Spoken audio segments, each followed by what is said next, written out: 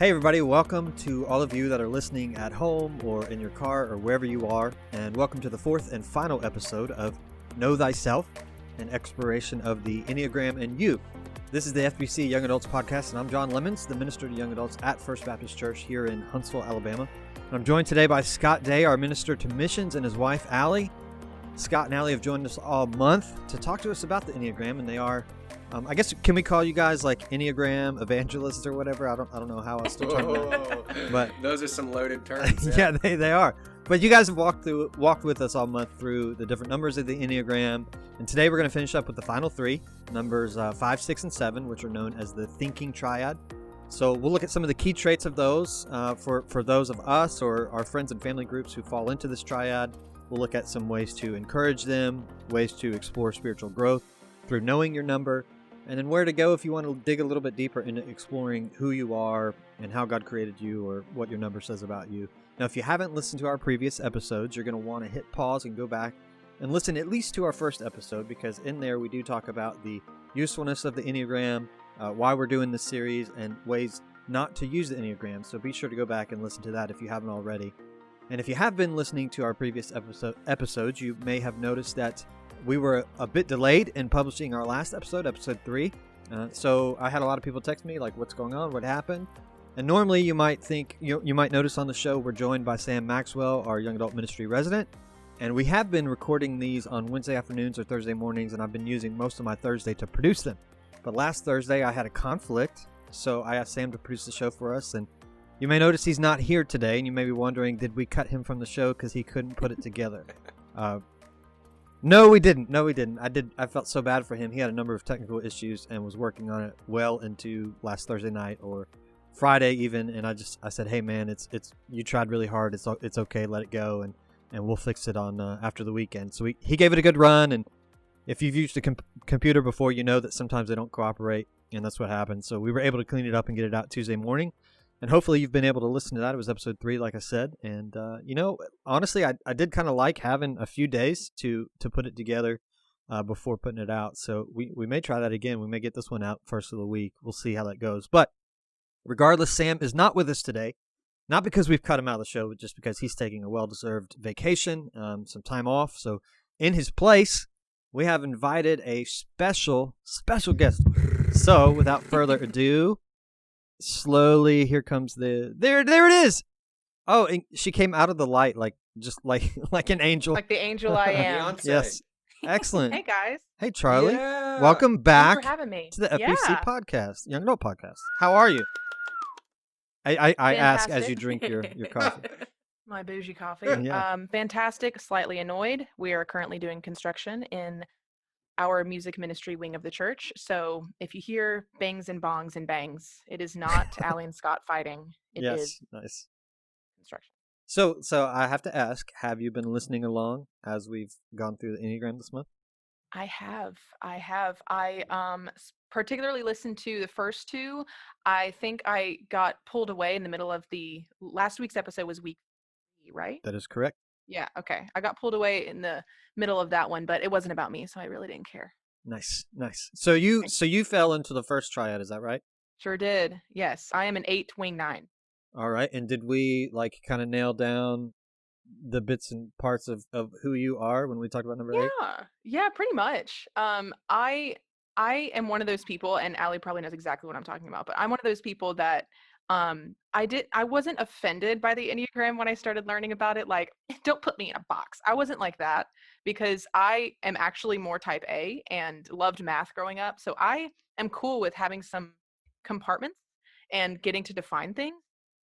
But at the same time, most of how 8s are described is so domineering and just almost aggressive.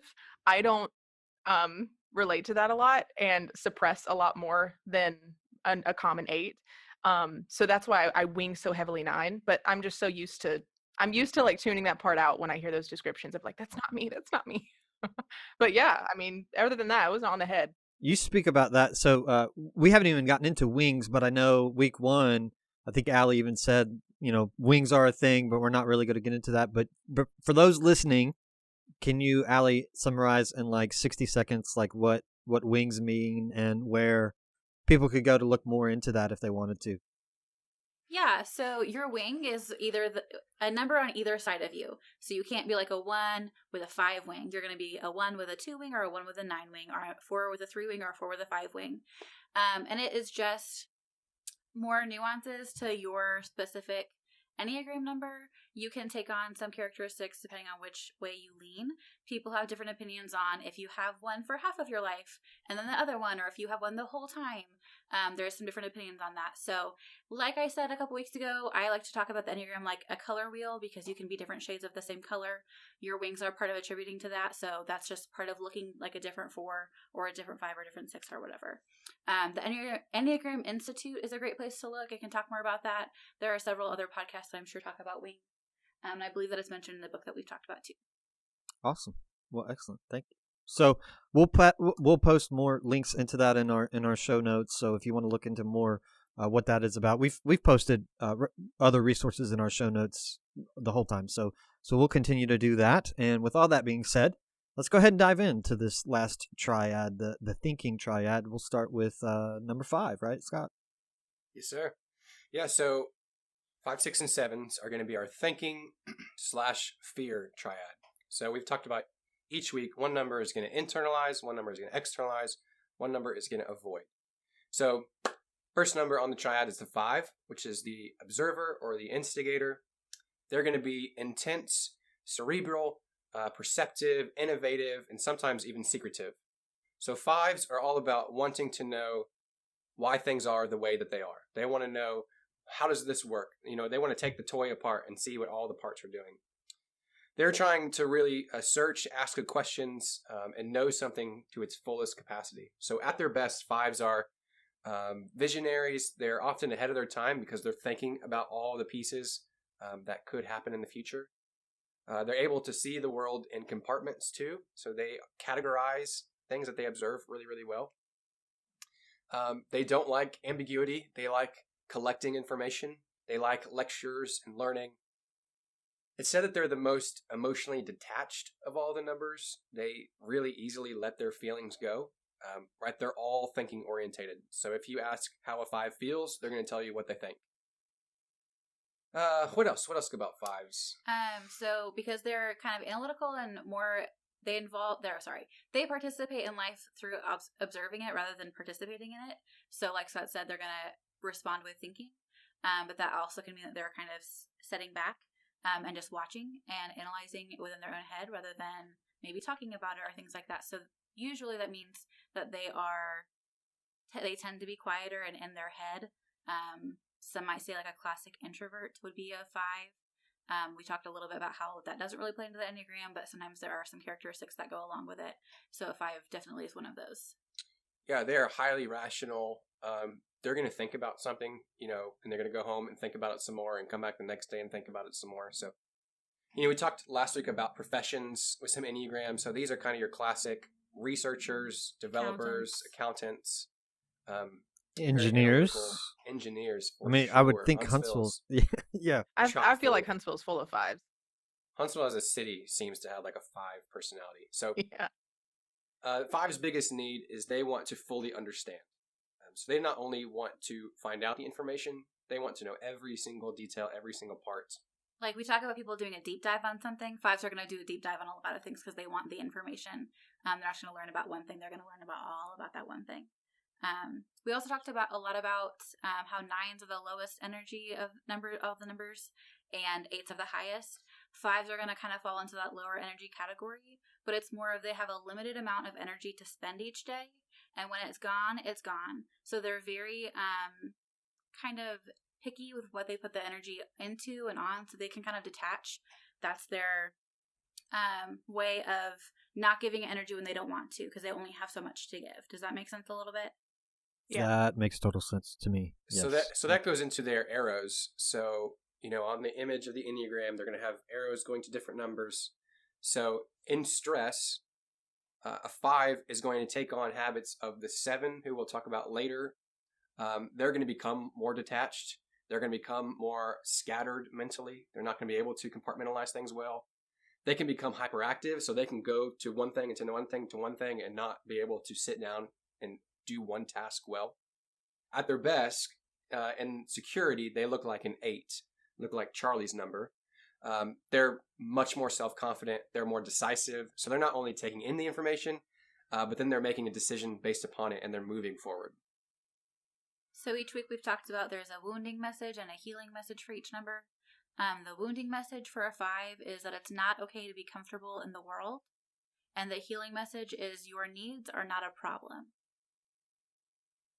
Wow. Talk about Michael. So my brother's a 5. He's an accountant. He's a very classic 5. I told Scott a story from when he was growing up that instead of like playing with his toys and stuffed animals, he would like line them up based on size or pattern. He would put them into categories. And like that was the way that he did things, was like seeing patterns, even from like early on as a child. So that's very 5 to kind of box things and analyze them in that way. And that's just how he sees things. And this is why he is our financial planner. Yes. 5s also, similar to 9s, talk about how 9s can see both sides of things. 5s are truly capable of remaining neutral. Similar in that way that they can see both sides. They can actually remain neutral on a topic, which is pretty unique to them.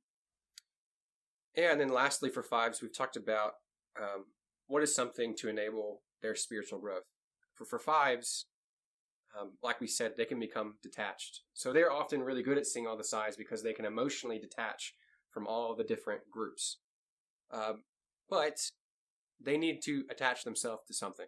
And so being able to share the fullness of their story is really important for 5s. 5s often will only tell you a snippet, and they'll tell a different snippet to someone else and a different snippet to someone else.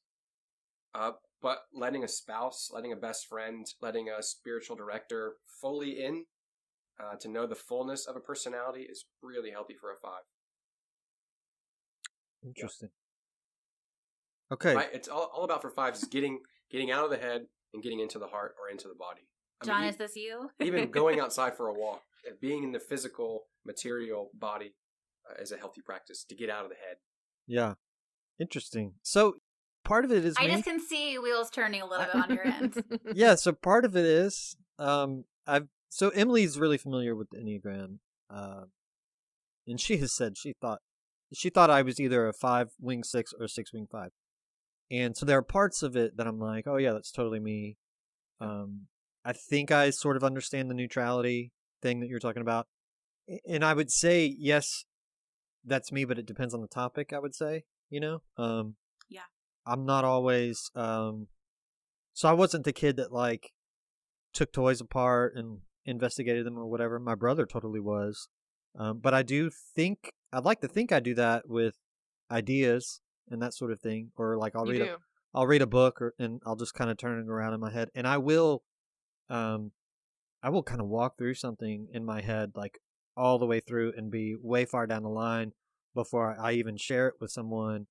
And I find a lot of times I'm poor, number one, at communicating, kind of where I am or how far along I've kind of thought through something, and I have found that a lot of times I will find myself sharing something, and people will say, well, what about blah blah blah blah blah, and I'll be like, oh, I've already thought about that, like that's old news, like, and to me it was because like I've thought it through, but I don't always do a good job, I think, of communicating that, I guess, or understanding that I guess sometimes I get offended maybe that people seem to I don't know what the word I'm looking for is.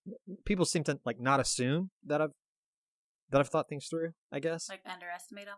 Yeah. And so sometimes that kind of that might put me more into that like 8 territory where I'm like, no, I know what I'm talking about, I don't know. So yeah, so like parts of this absolutely, and then parts of it I'm like, I don't know. So. Charlie, this is good because on the surface, this is an Enneagram podcast, but in reality, this has been like we're unraveling the core of John. That's right. It's not a therapy session, but it's more of like what's the core identity and personality of John Lemons, and it's so been wonderful. That is so true. Wow. So it has been a process of self-discovery for me, and okay, I might be more confused than I was when I started. Perfect. Well, that means that we're not professionals, but we will still collect our Sam. I'll let him know. We'll collect our stipend. Yeah. Of giving you your therapy. Yeah, dude. and Sam has said he's a 5 for sure. So Yes. Yeah. He was actually disappointed to miss Yeah, today. kind of bummed he was not here. Yeah, Yeah. Sam is very. So is there like a quintessential Sam story about being a 5 that you might know, Scott or Allie? So I did a thing with Sam called Uptick, which is it was like a ministerial year-long training process where we were in a cohort. We met together once a month, and I don't think that Sam talked for like the first 4 months of meeting, right? Because he's thinking so much about what's being said, and in the next section he's still thinking about what was said then, and then when he does say something, it was incredibly profound. Because he's put in so much mental exercise into the thing that he wanted to say. Right. So I think that's the gift of the 5, is that they're often really quiet and they're often really emotionally detached. Yeah. But when they do plug in to their emotional sense, and when they do, share with you that nugget, it's going to be pure gold. Yeah. Yeah. And I will say I find that about myself too, where like in my head, I guess I underestimate what I bring to a topic. And I do tend to be, if I don't have to be the center of attention, like, I mean, there are times in my role where I'm the leader of an event or whatever. And yeah, you have to be kind of center stage and lead the group or whatever. But if I don't have to be that, I prefer to be a wallflower, and I prefer to just kind of observe what's going on. And I find myself a lot of times, like for instance, last year I was in a panel discussion in front of 50 people. And the whole time I was like, why am I on this panel? Like, I have nothing to bring to this. It was on race. I was the only white Christian on the stage, white male Christian. And I was like, I was totally uncomfortable. And I really tried the whole panel to not say much, but I said a few things. And I was kind of shocked because when I would say things, like I would get this response, like a couple times people like clapped. And then after it was over, like I was walking out and this girl came up and she was like, hey, don't underestimate like what you bring to this discussion.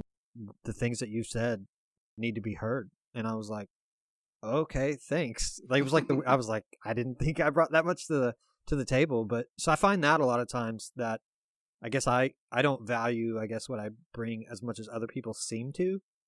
I don't know. I get, maybe that's 5-ness, I guess. I don't know. I think that's perfect. And too, 5s are,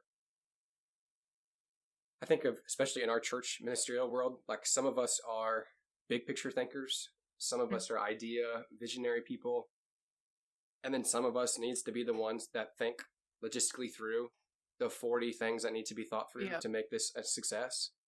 And that's where 5s like find their stride. I mean, they're the ones that are going to say, hey, we should do this Halloween event. And the 5s are going to be the one to sit down and say like, okay, we need X, all of these things to make it work. So, yeah, I mean, 5s they're like the behind the scenes engineers that make everything work. Interesting. We need you, John. Nice. 6s. Yeah, let's talk about 6s. 6s are known as the loyalist. So it's thought that 6s make up like half of the world. This is a very common number. So 6s are committed. They're responsible. They can also be suspicious. They're Suspicious of you. Suspicious of you. Yeah, they're not they're not suspect. I don't trust them. Yeah, that's a good clarification. Yes. Yeah, good. They're reliable. They're hardworking. They're trustworthy. They can also be cautious and indecisive. So my sister's a 6 on the Enneagram, and I have several stories that can show you why. But like the indecisive thing, we used to have a running joke when I was still living at home and she was in college. She would call my mom almost every time she went to the grocery store because she couldn't make decisions. And it was just like, that's just Melissa. Like all the time she just needed help deciding things because she needed someone else to guide her through it. So 6s can kind of be, they lean on other people's voices rather than their own. They have a really hard time being confident in their own decisions. They need somebody else to be an authority to lean on.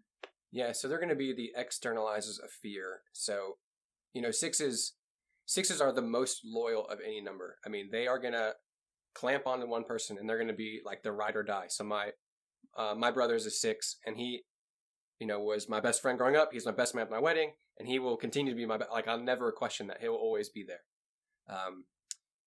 They're the go down with the ship type people. They also can be the devil's advocate. They always want to see all sides and they want to be loyal to everyone. At the end of the day, they don't want to make anyone mad at them. 6s are also classically called worst case scenario thinkers. because they tend to worry so much. They have a plan for when things go wrong for almost everything that they do in their lives. They think through all the things that could fail and how they might respond to that. So that's a pretty classic 6 move. So when the pandemic happened, or is happening, there were a lot of 6s in my life that made some jokes about it because they've prepared for this their whole lives. Worrying and anxiety, they've got it down. Nice. Yeah, they are kind of your core value type people. They value home, family, security, safety. I think that's a good thing about 6s. I think we'll leave it there. Their biggest need is to be secure, is to feel secure. So security, safety, that's kind of their core tenets. They need plans. They need predictability. Allie and I are about to go visit her family in Oregon and see her sister. And when we told her we were coming, there's already a plan made. There's like 40 things that we're going to do for that week. And she's got it all, planned out. So their biggest fear is not being supported, not only by individuals, but systems as well. Yeah. So their wounding message is you can't trust yourself. And their healing message is you are safe. So 6s are really driven by fear. And like we said before, they're really not reliant on their own decisions or making them by themselves. It's really hard for them to not ask somebody else for advice when they're trying to make a decision, because they have this fundamental belief that they can't trust their own decisions.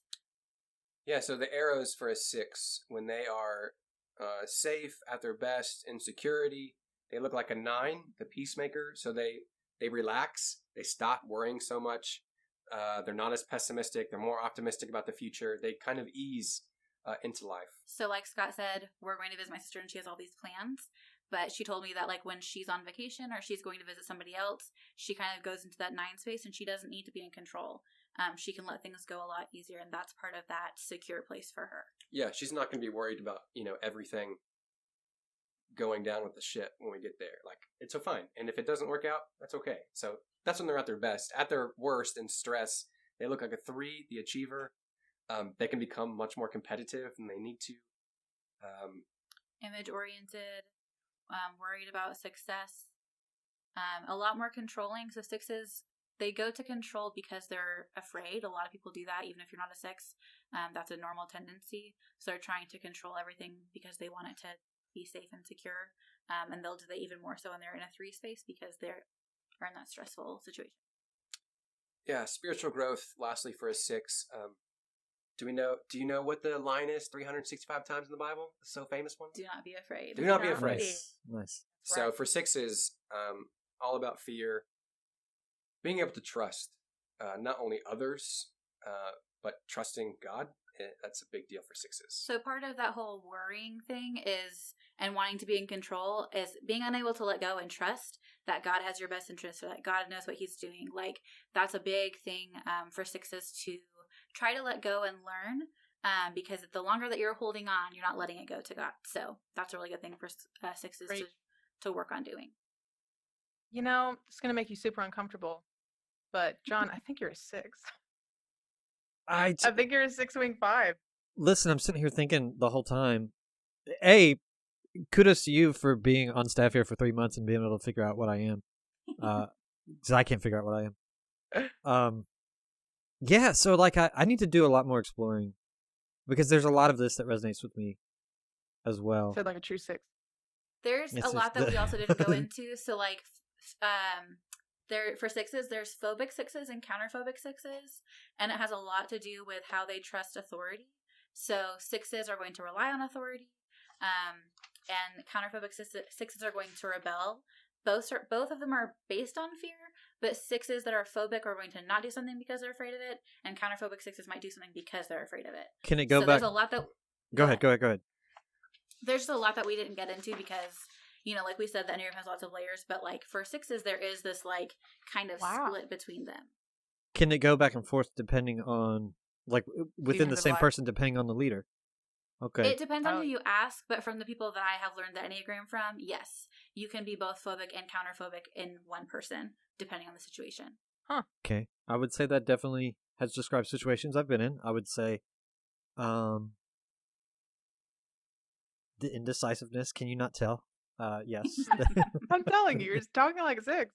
There was one other thing you said that I was like, oh yeah, that's totally me.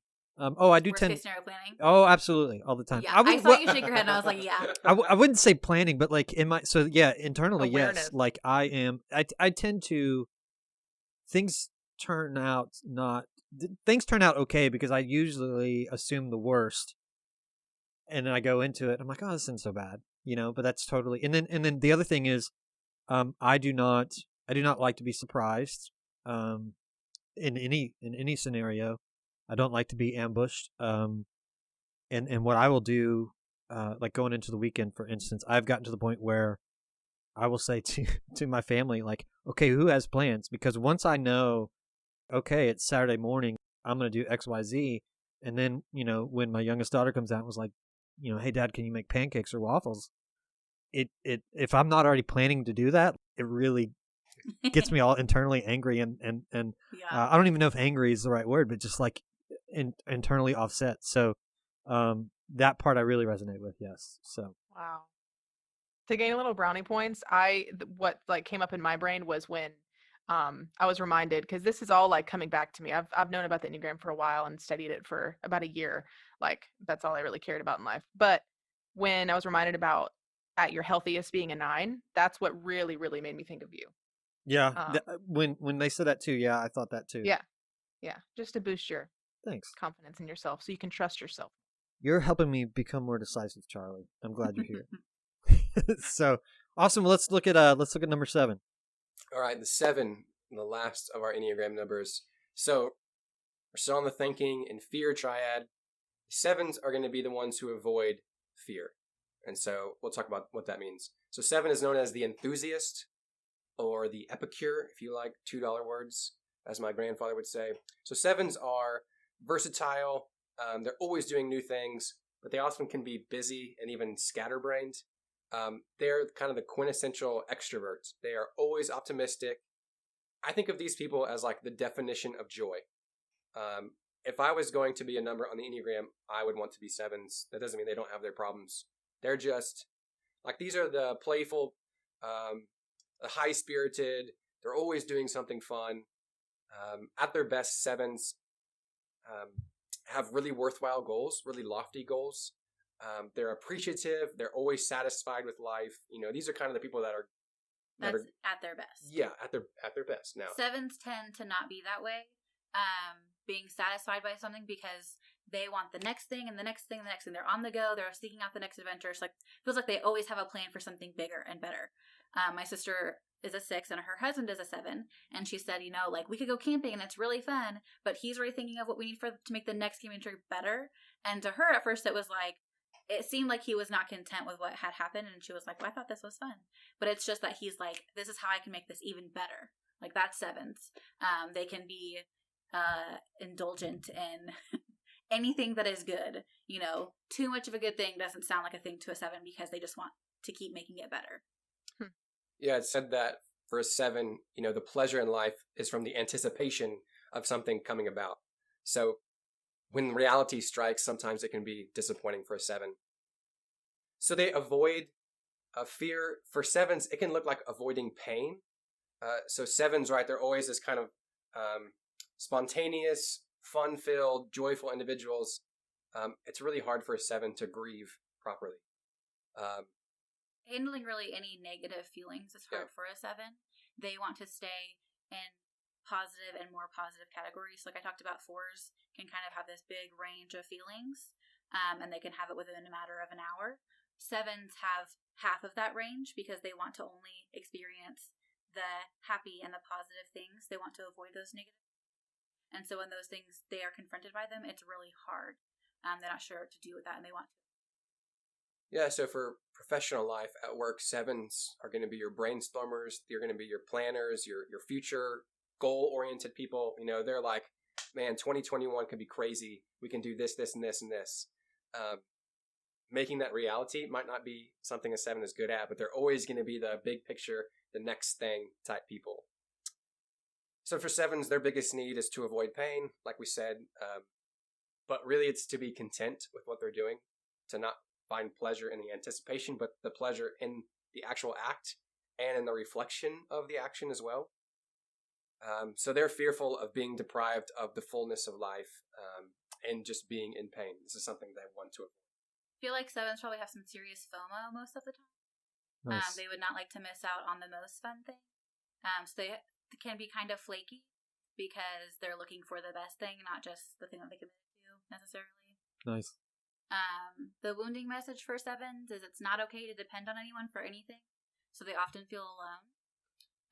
And the healing message is your needs will be taken care of. So arrows for a 7, at their best in their security, they're going to look like a 5, the observer, because they're going to become more focused. They're not just going to be, thinking of these huge ideas kind of at the 30,000 foot level. They're going to be more practical, get things done. In stress, they're going to look like a 1, the perfectionist. So they're going to become hypercritical, right? That camping trip wasn't good enough. We could have done it better. Let's do it better next time. They can be just kind of snippy almost. I don't know if that's a word, but it is now. Nice. I think it's a word. Yeah, and then lastly for the 7 spiritual growth, their need is to avoid pain, but that just doesn't happen in life. Half of our Psalms right in the middle of the Bible, half of them are Psalms of lament. So I think for 7s, doubt, questioning, grieving a loss, working through the entire emotional range of not only life, but of your spiritual life, I think is a healthy practice to have a fullness when it comes to being a good, healthy person. Yeah. Nice. There you go. All 9 numbers. That's awesome. Wow. Boom. Do you want us to read the little description thingies? Yeah. Let's read those, and I then feel like those are really helpful. Absolutely, we'll read those, and then I'd love to know, Charlie, if you know what Justin is. I do. I married a 4. Did you? Nice. I sure did. Congratulations. Lucky And that's girl. what's really, yeah, that's right. And it's really unique too, because I remember when I was first hired, and when Justin and I got to meet Scott and Allie, that was one of the first real connections that we made to the church of like the community and the people. And it was one of those steps where it's like, oh, cool. Okay. As long as we move here, we'll have at least somebody. John, we didn't get the privilege of meeting you yet, so don't feel left out. But we did. It was a moment where I'm like, I just feel like we can relate to them. And then finding out, 8s are often mistaken for 3s and vice versa. I'm often mistaken as a 3 sometimes. And then with Allie being a 4, it just made perfect sense. Okay, so you say that, and Justin, in my interactions with him, I would say maybe he's got a little bit of wing 5, if I'm understanding wing correctly, because he is sort of that, like my first impression of him was like, man, he's really quiet, he's really observant. Yeah. And then he's you very see him, observant. kind of light up whenever like you hit on something that, that resonates with him, and Yeah. so I can see, and I have a little bit of that in me, so. Yeah, I think where we find the definition for him is, and as his wife, he's extremely emotionally driven. And his emotions can waver hour by hour, and those decisions that he makes can then in turn waver depending on that. Very So not 5. yeah, not at all. Like 5s can feel it and let it go, and 4s Yeah. cannot do that. He's trying. It's one of those things. Oh man, he's gonna listen to this. He's gonna kill me when he hears this. But it's one of those things that I admire him for it, because as a person, he's working on that, and he really appreciates winging as a 5 and would love to. I mean, everybody wants to be a 5, right? The intellectuals, like the smart people that have already thought about the answer. So he's on a track in his life right now of self-discovery in that, and spiritual discovery in himself. And often he is, force is a bad word, but he's often pushing himself to make better decisions in that kind of more thought-provoking way, in a thoughtful way, and just to kind of pause and almost compartmentalize where his feelings are and say, I'm going to feel about this at this time, but right now I'm going to make a decision based on the intellect involved. Yeah, which is definitely like part of the growth of the Enneagram is, you can't change your number. You can't become a 5 because Right. you want to be a 5. Exactly. But you can see these are the things I tend to do, and this is how I could respond instead. That's a healthier version of being my number or whatever. Awesome. Okay. Yeah, Ready? Yes. All right. What it's like to be a 5. I can take care of myself, and I think others can do the same. I don't always say things out loud, but in my head I'm pretty sarcastic and cynical. I often feel awkward around other people. I'm okay if people ask me a few specific questions about myself, but I don't like it when people want too much information. I need time by myself. I think thoughts are more reliable than feelings. I need a couple of days to process an experience or know how I feel about something. Often I find that I would rather observe than participate. I can't understand why people get together just to hang out. I'm a listener. I have to be very careful with my time and energy. I get tired when I have to be with people for too long. Sometimes I think I should be more generous, but it's hard for me. In groups, being uninformed makes me feel uncomfortable. I don't like big social gatherings. I'd rather be with a few people. Alrighty. What it's like to be a 6. Okay. I'm always imagining and planning for the worst, and I often don't trust people who are in authority. People say I am loyal, understanding, funny, and compassionate. Most of my friends don't have as much anxiety as I do. I act quickly in a crisis, but when things settle down, I tend to fall apart. Being sure that I've made the right decision is almost impossible. I don't like to find myself in unpredictable situations. I generally am not comfortable with extremes. I usually have so much to do, it's hard for me to finish my tasks. I'm slow to start, but once I do get started, I find myself continuing to think about what could go wrong. It helps me to have things in some kind of order. I have to know people for a long time before I can really trust them, and I'm skeptical of things that are new and unknown. Okay, and lastly, what it feels like to be a 7. I'm always the first person up for a last-minute adventure. I'm an optimist to a fault. I don't like making hard and fast commitments to things. I suffer from FOMO, which is fear of missing out. Anticipation is the best part of life. Variety and spontaneity are the spice of life. Sometimes I get so eager for the future I can hardly wait for it to get here. It's hard for me to finish things. When I get close to the end of a project, I start thinking about the next thing, and then I get so excited I sometimes just move on. I usually avoid heavy conversations and confrontations. When people I care about are having a hard time, I help them look on the bright side of the situation. Other people think I am sure of myself, but I have a lot of doubts.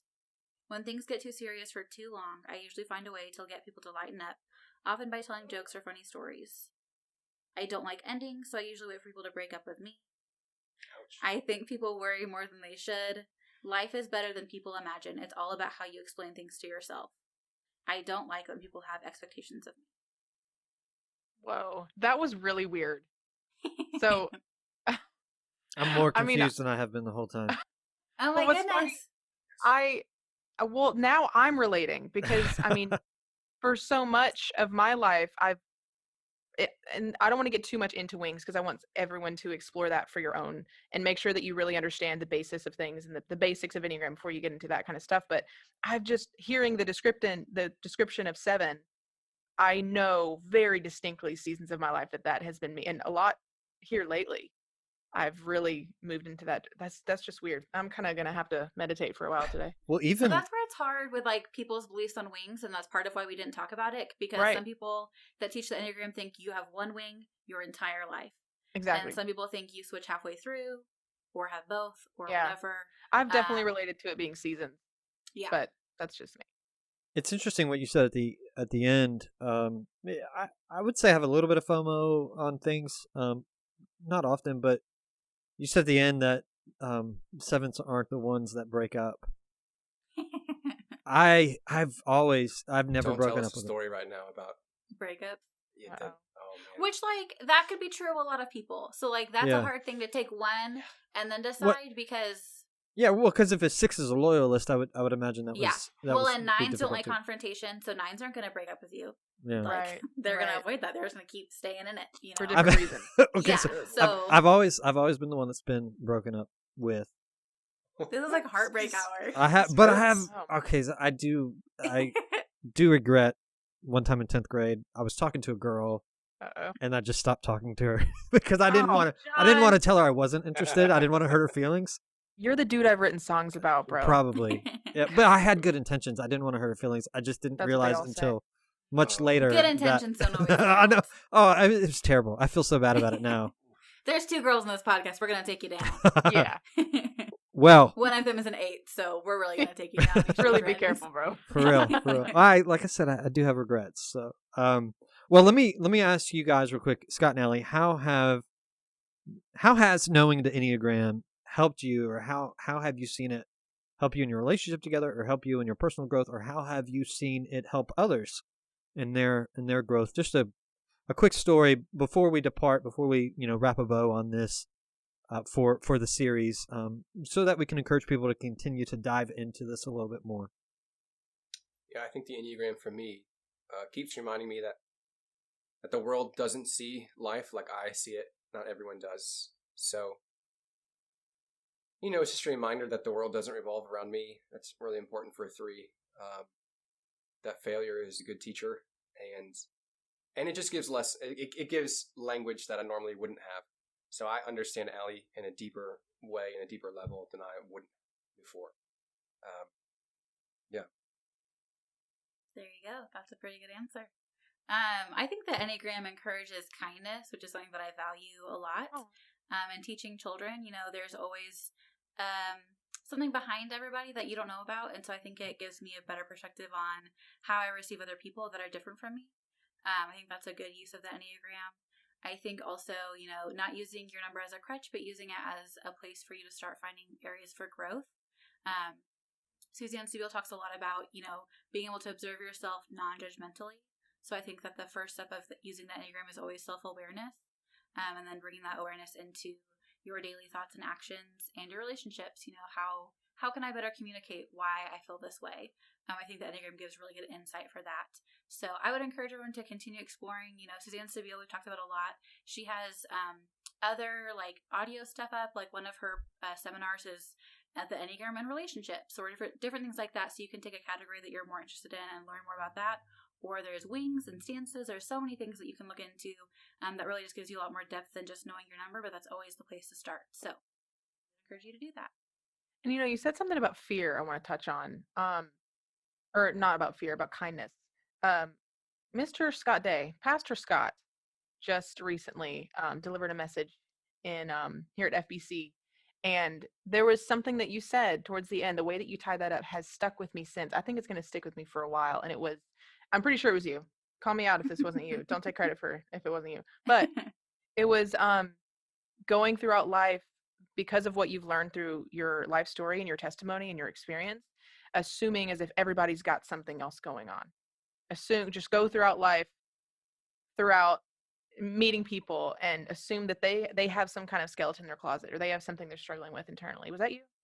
Yeah. That was kind of that's how you close Sunday.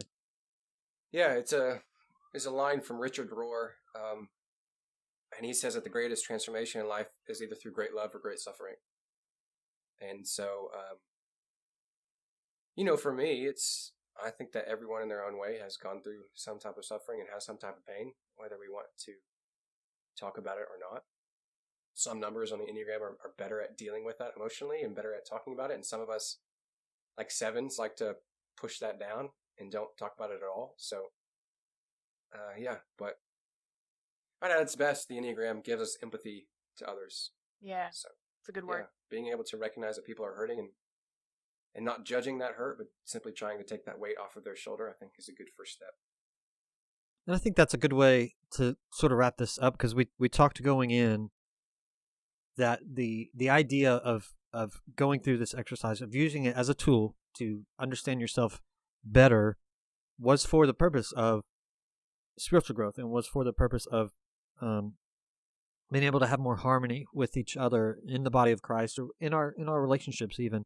I think one of the greatest flaws of our society is we tend to feel like, even if we don't admit it, we all sort of take a stance of like, we're okay and everybody else is the problem.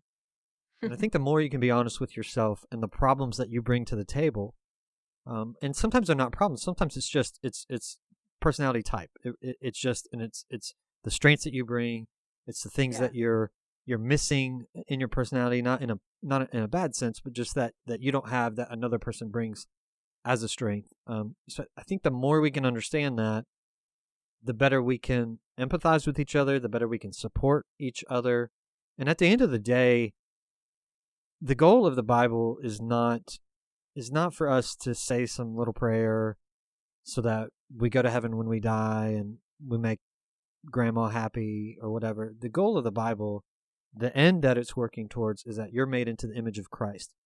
And you cannot do that if you're not honest with yourself. You cannot do that if you're not honest with your flaws and the things that you need for Christ to redeem in you. And the more that you can use each other and Bible study and personality tools like the Enneagram to get to that end, I think the better off we will all be. So those are my closing words. Second them.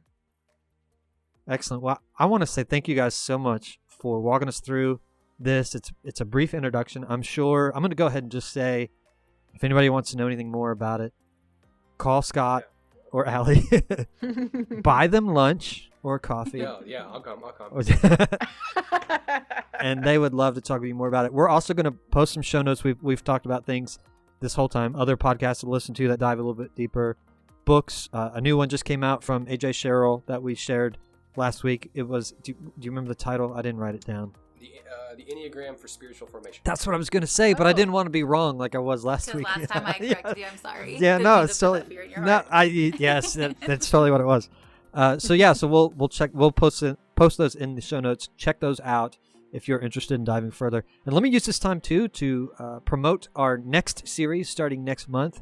We're going to do a series that we're calling Holy Ghost Stories, and this is really going to just be walking through how do you determine times in your life when the Holy Spirit may have been moving or not, or how do you determine times when you feel like God may have been speaking to you, and what do you do with the times in your life when there's not, when you're faced with silence, because there's plenty of that as well. So we're going to explore that a little bit. I'm going to talk about my story with that and the things that I've discovered in my spiritual walk.